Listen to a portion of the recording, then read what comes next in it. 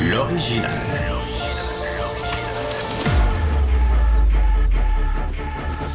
Du Trisac. Votre plaisir coupable. As-tu vu ça, hein, Jean-François?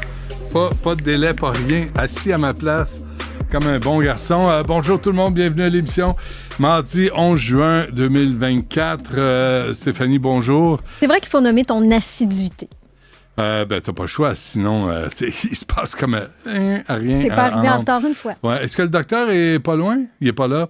Je vais en profiter. Je vais en profiter pour souligner le fait, je vais vous rappeler, parce que moi, ça m'a touché beaucoup, il y a 20 ans aujourd'hui, Manon Brunel mourait à Zurich, en Suisse, chez Dignitas, parce qu'elle souffrait, elle avait une maladie dégénérative, puis elle nous avait demandé de la suivre. On a fait le documentaire à son sujet. Et puis, il y a 20 ans et il y a 10 ans, la loi sur l'aide médicale à mourir est entrée en vigueur. Alors, je pense que, juste un mot pour Manon, pour sa famille, ses proches, ses amis, comme quoi, moi, je l'oublie pas, puis je me fais un devoir de le rappeler aux gens, là, qu'il y a 20 ans, on était à Zurich. Puis il y avait Jean Verrette, qui était preneur de son des Frontières, qui était un ami de Manon Brunel, André Saint-Pierre qui l'a réalisé. Et puis je pense qu'il faut juste le souligner aujourd'hui parce qu'on l'a oublié. Puis je pense que Manon, qui avait un sale caractère, qui était vraiment drôle, je pense qu'elle voulait elle voulait laisser une marque dans la société québécoise, puis elle a réussi. Il faut juste se souvenir d'elle. Parce que c'est elle qui a lancé le débat véritablement avec après Véronique Yvon, après Francine Lalonde, après des gens qui sont impliqués et qui ont réfléchi sur l'aide médicale à mourir et comment le faire correctement pour qu'il y ait d'abus, de dérives. Alors, je voulais juste rappeler aux gens tout ça le 11 juin 2004. J'avais plus de cheveux à l'époque, mais je salue toute la famille de Manon Brunel. Aussi, on va parler de ce qui se passe à Oka vers 13h15, puis à 12h40, on verra. Qu'est-ce qu'on fait à 12h40, Cybèle? Qu'est-ce qu'on fait déjà? Cybèle est au téléphone, elle essaie d'arranger les affaires. Oui, je sais que c'est Richard Marceau, je fais exprès. Il y a eu un panel sur l'antisémitisme. Puis on a invité ça un des plus grands syndicats au Canada, c'était dans le National Post, un panel pour parler de l'antisémitisme, puis une des deux invitées, c'est Amira El-Gawabi, la représentante spéciale sur l'islamophobie du Canada, qui vient, elle a parlé antisémitisme, puis évidemment, elle finit par pleurnicher puis brailler qu'il y a de l'islamophobie. C'est complètement hallucinant ce qu'on vit présentement. Bon, on va joindre au moins Maude Julien, qui est directrice clinique de la Fondation du Dr Julien. Mme Julien, bonjour. Bonjour, ça va bien? Bonjour, merci. Oui, ça va bien, merci. Vous-même? Oui, ça va bien, merci. Bon, on court après votre père. Vous savez, il est plus jeune, là, tu sais. Fait que je pense qu'il y a de la misère à se brancher, là, Gilles. Les technologies, hein? Ouais, je te jure, tu sais. On et off, là, c'est bien compliqué. On va parler du communiqué, Maude, mais en même temps, on va être obligé de parler de l'article dans la presse, évidemment. Mais d'abord, il y avait un communiqué hier envoyé, comme quoi c'est vous qui allez prendre la relève, là, pour la Fondation du Dr Julien, la clinique. Expliquez-nous quel sera votre rôle. Bien, en fait, ça fait déjà un an que le rôle est entamé. Là. En fait, on conclut notre première année. Il faut aussi savoir que moi, ça fait 15 ans que j'opère un centre de pédiatrie sociale à Lévis. Donc, je faisais partie des premiers centres qui ont ouvert à travers le Québec, le mis à part celui de Montréal. Donc, dans la suite des choses, moi, je suis une clinicienne. En fait, je suis une infirmière, je suis pas médecin, je suis infirmière, donc je suis une clinicienne également. Dans la suite des choses, dans les 2-3 dernières années, avec le conseil d'administration de la Fondation, il y avait été question d'une relève et puis on m'a proposé ce rôle-là. Moi, ma mission, en fait, à travers ça, c'est de voir se pérenniser ce modèle-là, qui est un modèle tellement porteur pour les enfants. C'est plus de 12 000 enfants au Québec qui reçoivent des services de pédiatrie sociale à travers 45 centres de pédiatrie sociale. Fait que mon rôle, c'est vraiment de voir se pérenniser l'œuvre que Gilles a bâtie, le modèle que Gilles a bâti, puis qui continue d'évoluer dans le temps aussi. On doit suivre les nouvelles tendances, on doit continuer de le développer. Fait que c'est le mandat qu'on m'a alloué. Qu'est-ce que ça veut dire pour Gilles, docteur Julien? Parce que il a... Non, mais c'est votre père, là, mais tu sais, ça fait quelques années, je le crois, je le connais, je sais qu'il y a la pédiatrie sociale, il s'est battu, il l'a à cœur, il pense que c'est la solution pour aider les petits pits qui ont de la misère dans la vie. Qu'est-ce qui lui arrive? En fait, Gilles est quand même à un âge assez avancé. Tu sais, il sera à un âge, il aurait pu prendre sa retraite il y a au moins 15 ans. Là. Ça fait quelques années. Il a une passion pour les enfants. Il a une passion de continuer à les soigner. Il le fait bien. Il est excellent là-dedans. Il est allé se former aussi dans la dernière année, dans les 2 dernières années, pour faire du coaching clinique. Vous savez, la pédiatrie sociale, c'est un modèle qui est totalement atypique de ce qu'on connaît actuellement comme modèle de pratique conventionnelle au Québec. Donc, que ce soit les médecins, les intervenants sociaux, les psychoéducateurs, ou peu importe quel intervenant qui gravite en pédiatrie sociale, on doit un peu déprogrammer ces gens-là de ce qu'ils ont appris à l'école ou de leur histoire antérieure et les emmener vers une autre façon de pratiquer. Puis c'est ce que Gilles fait avec le coaching qu'il offre à plusieurs centres de pédiatrie sociale, à plusieurs médecins, pour les emmener à voir l'enfant dans sa globalité, avec sa famille, avec les gens qui entourent cet enfant-là, pour mieux le comprendre aussi, pour offrir les services. Vous parlez que le modèle Gilles y croit pour aider ces petits-enfants-là. C'est quand même une proportion d'enfants qui sont pas desservis adéquatement par nos systèmes actuellement. Non pas que les systèmes sont mauvais, là, loin de là, mais ça demande beaucoup plus de connaissances fines et de complexité d'intervention pour prendre soin de ces enfants-là. Où est-ce qu'on parle souvent de comorbidité et de trauma complexe, donc une multitude d'enjeux qui va arriver chez ces enfants-là. Donc, dans le fond, Gilles, ce à quoi il veut s'attarder pour ses dernières années de pratique, c'est vraiment l'aspect clinique, l'aspect soutenir les enfants, accompagner les enfants, mieux les comprendre, mais aussi former la relève chez les intervenants qui gravitent autour des enfants. Bien, en même temps, est-ce qu'on peut demander le même dévouement à des gens, tu sais, à qui, vous, c'est la clinique de votre père pour laquelle il s'est battu toute sa vie, et votre mère aussi, les gens qui viennent se greffer, et là, j'arrive à l'article de la presse, là, qui viennent se greffer à la fondation puis à la clinique, est-ce qu'on peut leur demander le même dévouement que vos parents ont? En fait, juste une petite nuance, c'est mon père, mais Hélène n'est pas ma mère. OK, excusez-moi. C'est pas grave du tout. Mais en fait, non, tu sais, dans toute grande entreprise, quand il y a un fondateur qui décide de s'impliquer, de s'investir, puis de bâtir quelque chose, puis de faire évoluer ce modèle-là, je pense qu'on peut jamais retrouver la même implication chez les gens qui vont prendre la relève. Puis tu sais, c'est un gros défi, la passation entrepreneuriale au Québec, là, puis c'est probablement à travers le monde, c'est ce qu'on observe. Par contre, là où est-ce que moi, je considère que j'ai peut-être une petite longueur d'avance, je le pratique depuis 15 ans, ce modèle-là. Je vois l'impact, je vois la répercussion. Et mon souhait, c'est de voir se perpétuer ce que mon père a mis sur pied, ce que mon père a fondé, avec les valeurs qui l'habitaient à ce moment-là, qui sont modulées au fil des ans et qui vont se voir être reprises par de la relève. Le modèle, en fait, mon rôle de direction clinique, c'est de voir continuer le modèle, mais de m'assurer de la qualité de l'offre de services qu'on va offrir à ces enfants-là aussi, là.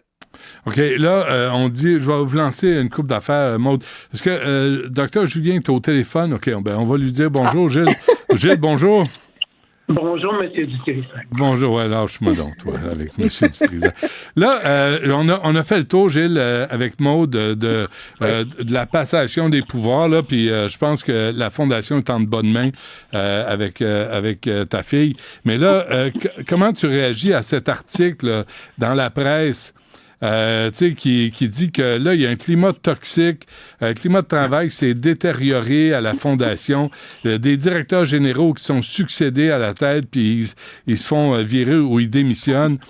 Comment t'expliques l'article d'Isabelle Haché?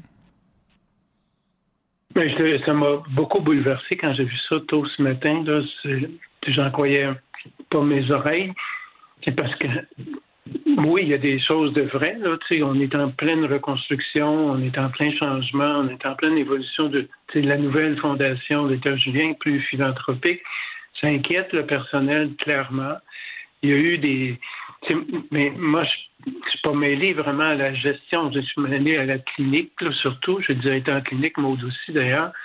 La gestion, c'est géré par d'autres, là, des employés puis des chefs. Et je ne suis pas vraiment mêlé directement à ça. J'ai bien vu avec des démissions, par exemple le CA de la Ruelle qui démissionne en bloc, que ça allait pas bien. Et on s'est rendu compte là, que il y avait beaucoup de pression mise sur nos 3 centres, en fait, pour qu'ils rapidement ils passent à l'autonomie, mais ça n'a jamais été comme ça pour nous. Tu sais, nous, on voulait le faire, puis on veut le faire de façon progressive avec eux autres. Comme on travaille avec les enfants, on veut travailler de même en gestion. Mais moi, la gestion, je m'en étais dégagé depuis une couple d'années complètement, là. Donc, mais c'est vrai qu'on est dans une période de transition qui est stressante. Mais Gilles, avec toute l'amitié que j'ai pour toi, là, tu sais, ce qu'Isabelle Haché dit, là, elle écrit, je le cite, quelques mois après la crise de 2018, on s'en souvient, pour comprendre à quel point la vie de nombreux cadres et employés ont été bouleversés par ce climat pourri. Ces gens-là, dévoués à la cause des enfants vulnérables, se sont sentis dévalorisés, profondément méprisés. Ils marchaient continuellement sur des œufs, craignant des explosions de colère. Est-ce que tu as des explosions de colère? Bien là, tu me connais un peu, là. J'ai-tu déjà eu des explosions de colère? Non. J'ai eu de la rigueur, par exemple, dans l'approche qu'on a avec les familles et les enfants. Une rigueur, c'est pas de la colère. Une rigueur, c'est il y a des valeurs dans l'organisation, puis on l'applique à notre clientèle. Il n'est pas question qu'on accepte que quelqu'un fasse pleurer une maman parce que, oui, il y a des cliniciens parfois là, qui vont accuser des gens ouvertement ou des choses comme ça. C'est pas notre rôle, c'est pas dans nos valeurs. On est là pour les aider, les accompagner parce qu'ils sont pas aussi chanceux que nous. C'est ça notre principe. Ouais. Moi, des expressions de colère, jamais. Je suis même pas exposé au personnel de gestion. Puis Hélène non plus, d'ailleurs, depuis des années, elle n'a pas mis les pieds là. Donc, on rebrasse les vieilles affaires de 2018. On a passé à travers la pandémie pendant cette période-là. On a continué les services aux enfants. Là, on se retrouve avec des difficultés de recrutement de personnel. Les gens nous disent qu'ils s'approvissent chez nous. C'est vrai, ils n'ont pas des salaires comme dans le réseau. Puis la tâche est énorme. Il y en a quand même une grosse gang là, qui sont là, qui restent, qui voient les enfants, qui le font bien. Puis ça, on n'insiste pas là-dessus. Oui, il faut reformer. On a des comités de travail là, sur... en fait, on a une firme aussi qui regarde là, depuis quelques semaines qu'est-ce qui se passe au niveau des employés qui tombent malades ou qui démissionnent. Mais chaque cas est un peu différent. Il n'y a pas un climat toxique chez nous. Là. Il y a vraiment de la désinformation, par contre, des non-dits. Et c'est ça qu'on veut régler. On est équipé pour le faire. Ça fait quelques semaines, quelques mois qu'on bouge là-dessus. C'est pas nouveau d'hier, ce soir-là ou de ce matin. Là. Maude, je veux revenir à vous, là, parce que vous, là, c'est la passation des pouvoirs, mais c'est aussi la gestion de la réputation de ce que tout le monde, votre père et tous les collègues ont construit. Comment vous allez gérer ce genre d'article-là d'Isabelle Haché dans la presse? Ben, en fait, c'est sûr qu'il faut se faire rassurant auprès des employés. Ça, c'est une chose. Puis, tu sais, je pense qu'on doit admettre que moi, ça fait plus que 2 ans que je suis sur le conseil d'administration de la Fondation. On est à restructurer la Fondation parce que la Fondation, initialement, offrait des services cliniques à des enfants, ce qui n'est plus le cas dans une optique d'autonomisation des centres de pédiatrie sociale, les 3 premiers, là, ceux qui appartenaient à la Fondation. On est en train de revoir stratégiquement quelles seront les 5 prochaines années de la Fondation pour prendre un virage davantage axé sur la philanthropie, tout en maintenant l'aspect clinique. C'est sûr que dans toute bonne transformation d'entreprise, il y a de l'inquiétude, il y a de l'insécurité, il y a de l'incertitude. On fait des tests, on fait des essais, on se dit on s'en va vers là, finalement, on se réenligne sur une autre façon de faire. Fait que ça peut amener un peu d'instabilité. Ce qu'on remarque davantage, c'est qu'on a besoin d'un PDG, d'une PDG solide qui va agir à titre de capitaine de bateau. Tu sais, quand on a un bateau puis qu'il n'y a pas de chef, qu'il n'y a pas de capitaine qui l'amène à bon port, mais ça peut prendre toutes sortes de directions. Je vous arrête là, parce que là, vous êtes dans la métaphore du capitaine Bonhomme. Là, je veux juste revenir dans la réalité. Là, il y a un type qui est cité, là, Antoine Quinty-Falardeau, travailleur social, raconte avoir eu une expérience extrêmement pénible au garage à musique, l'un des 3 centres de pédiatrie sociale de la Fondation Dr Julien. Il paraît que Gilles l'a pris en grippe. D'abord, comment vous réagissez quand vous lisez ça, là? Quand les gens disent « je me suis fait tasser, je me suis fait crier après », comment vous réagissez? Je me souviens très bien, c'est jamais fait. Je veux pas Gilles? cas par cas, mais pardon, j'ai jamais crié après personne. Benoît, j'ai même pas la voix pour le faire. Globalement, là, dans des situations comme ça, c'est des situations où, au niveau des valeurs puis de la façon d'être avec les enfants puis les familles, c'est ça qui nous fait intervenir habituellement. Mais dans ce cas-là, c'était ça. Et je me souviens très bien que le personnage en question, avant de partir, avait dit aux gens « Je vais finir par avoir sa peau. » C'est des gens qui arrivent avec des bonnes intentions, qui se rendent compte qu'ils ne sont pas vraiment dans les mêmes valeurs. Moi, par exemple, je vais donner l'exemple du signalement des DPJ. Quand il arrive un nouvel employé, souvent, le premier réflexe, il va signaler à la DPJ parce que la mère a dit qu'elle avait donné une tape à son enfant. Ça ne marche pas comme ça chez nous. On appelle la DPJ par consensus d'équipe. Parce que c'est bien plus logique, puis d'équipe incluant la famille, souvent. Ah oui. Tu vois-tu l'idée, là? Alors, quand tu es habitué ou tu arrives avec tes réflexes, oups, on appelle la DPG, c'est un bon exemple, ça. Ben, tu dis non, merci, là, on fait pas ça comme ça ici. Gilles, est-ce que... Ça va pas avec colère, ça va se dire dans un sens constructif. OK. Est-ce que, je reviens là à l'article, là, Maude, je reviens à vous dans un instant, là, mais oui. Gilles, est-ce que tu t'accroches à ce que tu as créé, puis je le comprends, là, avec le dévouement, mais au point d'étouffer la relève? Ben non, franchement. Ça fait longtemps que je cherche de la relève, Benoît, et je ne réussis pas à trouver de la relève qui peut s'engager c'est sûr, comme moi, je suis engagé. OK? 24 heures par jour, 5 jours par semaine, pendant des décennies. C'est ça, c'est clair. Il y a personne qui peut faire ça, puis je les comprends quelque part. Sauf que pour mener une business comme ça, avec des enfants extrêmement souffrants, il faut du cœur, il faut de la passion, il faut des valeurs, puis il faut être dans un mode constructif. Si tu n'as pas ça, tu n'es pas à bonne place. C'est juste ça. Maude incarne plus mes valeurs. Elle a fait ses preuves, ça fait 12 ans. Ouais. Là, ça me rassure.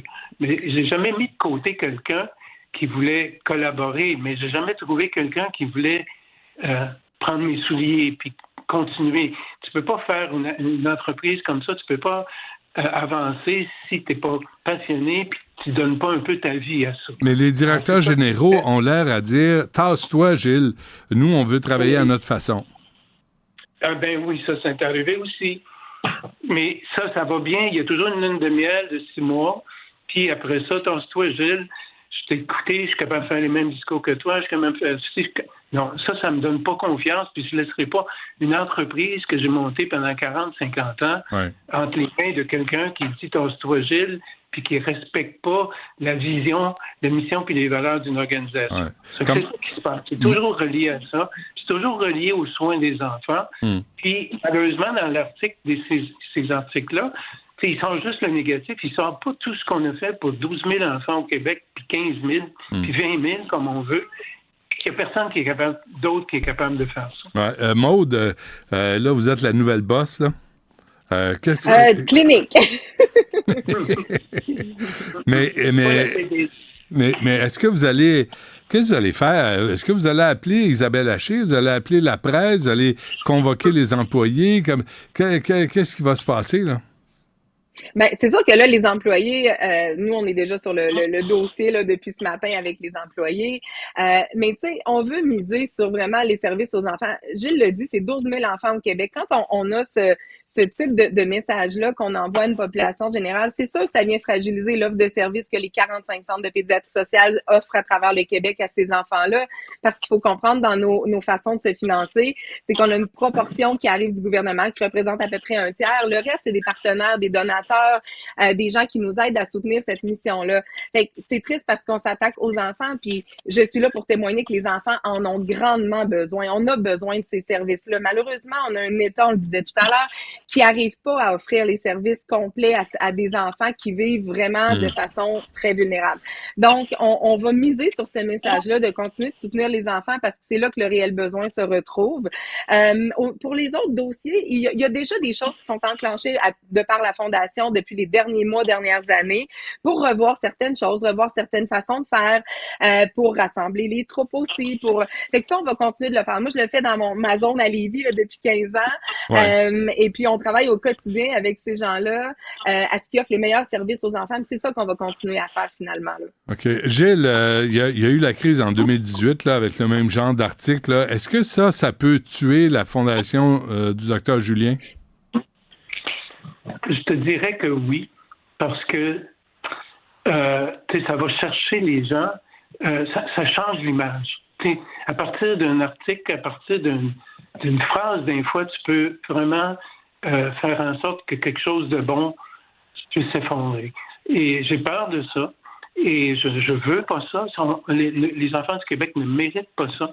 Oui, on a des correctifs à faire. On est prêt à les faire. On les a faits après 2019. Il y a eu toutes sortes d'événements qui sont venus nous embêter, puis des obstacles, mais on continue dans la même ligne. Et c'est ça qui nous guide.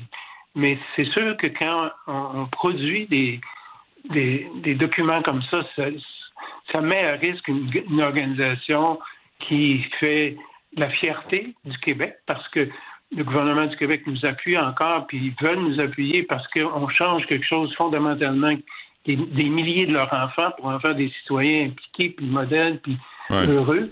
En tout cas, j'en reviens pas. Je suis très bouleversé. Mais es-tu trop tough? Parce que là, Isabelle Haché dit la directrice générale de la ruelle d'Hochelaga, 2 pédiatres, 2 coordonnatrices cliniques ont claqué la porte. Moi, je lis ça, là, Gilles, là, puis je me dis, ben voyons donc, il fait marcher tout le monde au fouet, puis il est trop tough. Mais non, c'était même pas moi, j'étais pas là. Je suis pas là à la ruelle. La directrice générale de la ruelle, j'ai croisé une fois dans sa rue pour se dire bonjour. Je suis pas impliqué du tout. J'ai quitté complètement la ruelle, moi. Ça fait 2-3 ans. Et puis, en fait, c'est vraiment l'autonomisation mal partie qui a créé tout ça. Puis ça, on devrait l'approfondir. Mais on ne l'approfondit pas, là. C'est toujours touché, ces affaires-là. Mais moi, je ne suis pas mêlé à ça. Je n'ai jamais été mêlé à ça. Donc, c'est pour moi qui ai crié après personne, puis je crie jamais après personne. OK. Ben, crie pas après moi. Pour bien saisir. Pas, là. Pour bien saisir. Moi non plus, je me fâcherai pas. Ouais. Non, je comprends. Maude, en conclusion. Pour bien saisir, c'est que dans le fond, les 3 centres qui initialement appartenaient à la Fondation, depuis 5 ans, savent qu'ils doivent devenir autonomes. Il y a un processus qui a été enclenché, pas à la demande du conseil d'administration, mais pas dans les fins détails. Puis, ce qui a probablement fait réagir les gens de la ruelle, au même titre que les gens des 2 autres centres de pédiatrie, c'est probablement dans la façon dont ça leur a été présenté de se dire, ben, du jour au lendemain, vous devez devenir autonome. Mais c'était pas ça la visée. On est en train de reprendre ça avec eux. On est en train de rebâtir. Puis, effectivement, Gilles ne pratiquait plus à la ruelle depuis des années. C'était un centre qui était, qui fonctionnait différemment. Mais il y a un nouveau CA qui a été créé. Il y a une nouvelle DG qui a été embauchée. Nous, on vise vraiment à garder ce centre-là vivant parce que ça a été le premier centre de pédiatrie sociale. Puis on veut qu'il continue de rayonner à travers tout ça. Donc, c'est la volonté de la Fondation derrière ça. Et vous faites une maudite job.